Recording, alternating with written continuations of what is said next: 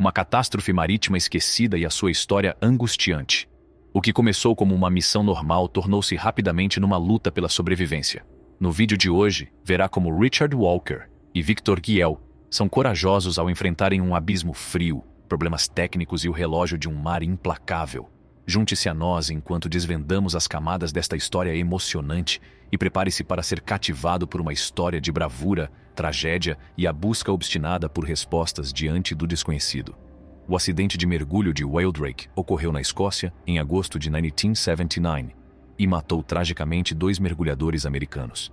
Estavam a fazer um mergulho regular no Mar do Norte, quando o sino de mergulho em que se encontravam se desligou do cabo de elevação principal debaixo de água, onde estava muito profundo.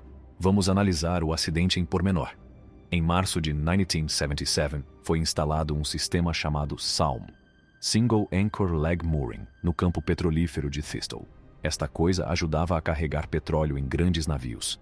Tinha uma coisa flutuante chamada boia, que estava ligada a uma base subaquática. Mas em janeiro de 1979, a boia desconectou-se parcialmente.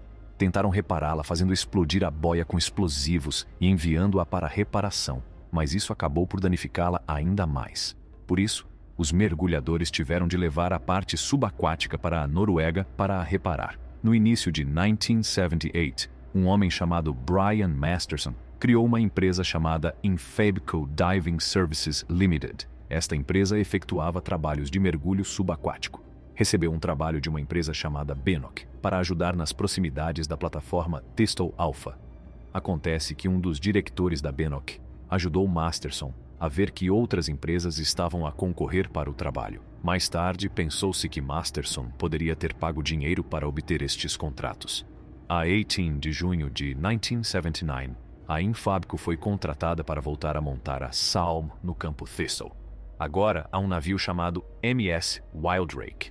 Foi feito para mergulho e era propriedade de uma empresa norueguesa. Tinha um sistema de mergulho especial no seu interior. Foi outra empresa norueguesa que construiu este sistema.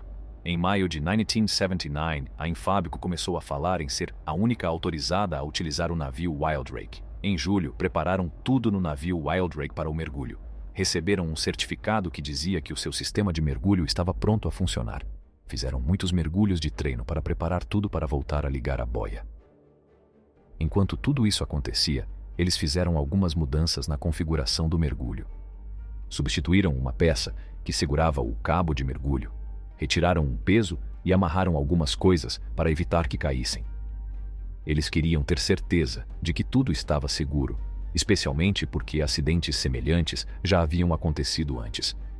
Além disso, o equipamento de mergulho do navio Whaledrake não tinha algo importante para manter a escotilha fora da lama caso ficasse presa no fundo do mar.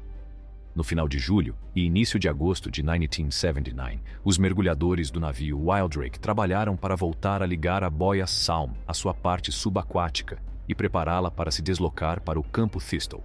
Na noite de 7 de agosto de 1979, 2 mergulhadores chamados Richard Walker e Victor Giel foram baixados num sino de mergulho do navio até uma profundidade de 485 pés no oceano. Estavam a fazer isto para reparar a ligação SALM. Esta foi a 30ª vez que utilizaram o sino de mergulho do navio Whaledrake. Quando baixaram o sino para a água, uma coisa chamada transponder, que ajuda a localizar o sino, soltou-se. O responsável pelo navio disse a alguém para o cortar.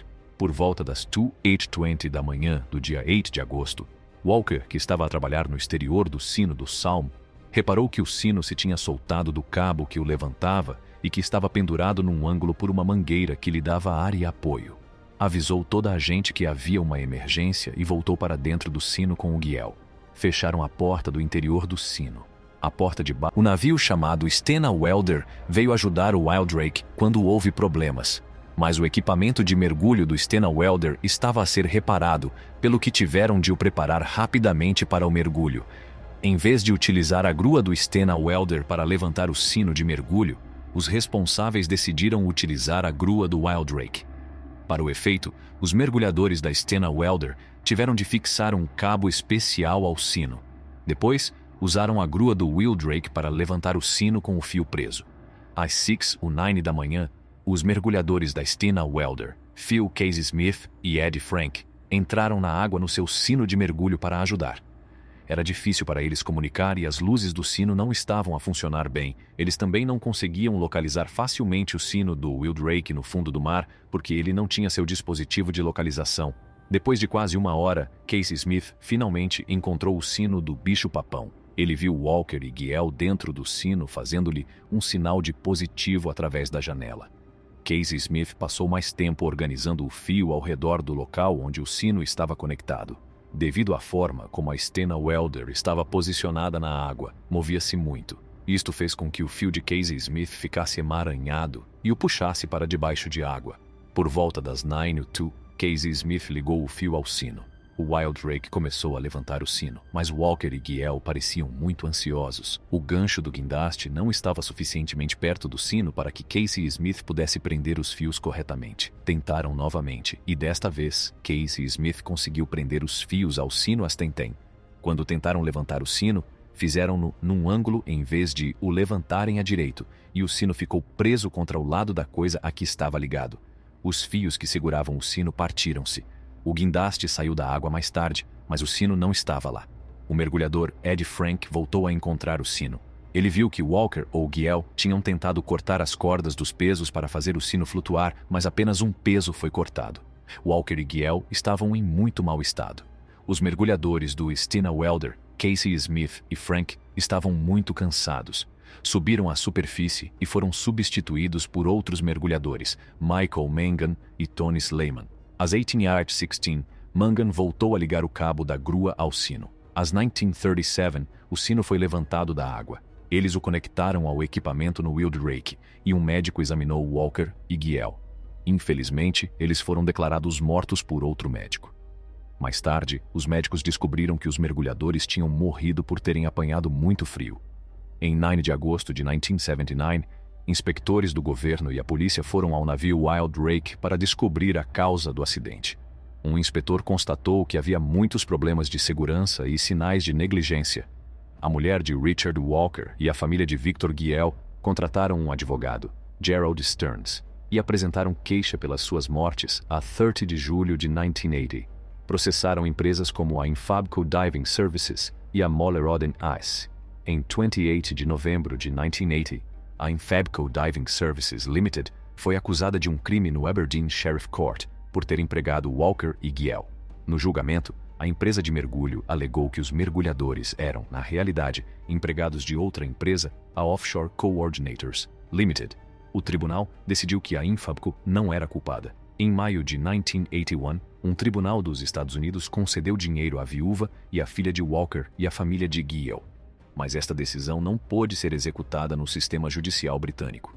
Foi realizado um inquérito sobre as mortes em Aberdeen, onde se concluiu que os erros no equipamento de mergulho e a falta de preocupação com a segurança contribuíram para as mortes. Um documentário transmitido em 1981 sugeriu que poderia ter havido uma relação duvidosa entre Brian Masterson e Joe Singletary, um diretor da BNOC. Foram intentadas ações judiciais no Reino Unido em nome das famílias Walker e Giel e os arguidos chegaram a um acordo, pagando dinheiro, embora não admitissem ter feito nada de errado. O navio Wildrake foi mais tarde renomeado Felinto Perry e utilizado pela Marinha do Brasil. Em 2000 não foi possível encontrar registros sobre o acidente do Wildrake em Londres. À medida que saímos das profundezas da história, não se esqueça de subscrever e carregar no sino para se manter atualizado sobre mais histórias interessantes sobre como as pessoas sobreviveram e os segredos que se escondem por baixo.